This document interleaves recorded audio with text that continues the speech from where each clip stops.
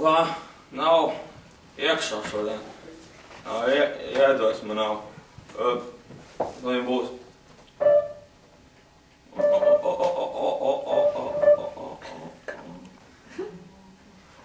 Šitā gadās citreiz. Citreiz sēdi, skaties uz tiem taustiņiem, un tad vienā brīdī ir hop, un tagad jau, šitais ir tāds labs sākums.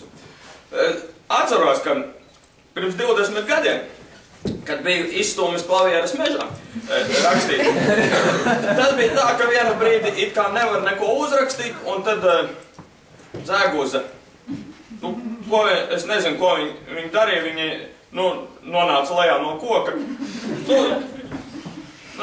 spārns aizlauzt, un viņi tā skatās uz mani, es domāju, viņi skatās un prasa, lai es kaut ko nospēlēju.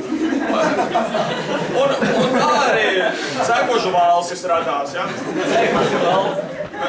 Un tāpēc tagad arī, it kā es esmu kalna galā ticis, uzstūmies, un šitā nebūs tas variants, ka no koka nonāk Dzeguza lejā. Jā. Šitā varētu būt otrs variants, ka man pašam ienāk kaut kas galvā.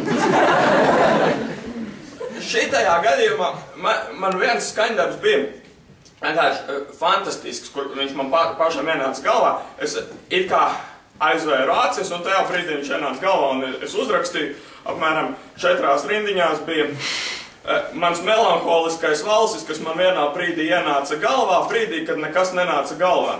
Tādu apmēram nosaukumu viņam ielika. Gabalsīgs, nedaudz varu viņu nospēlēt. Brīdī, vārdus viņam uzrakstīja Imants. Kad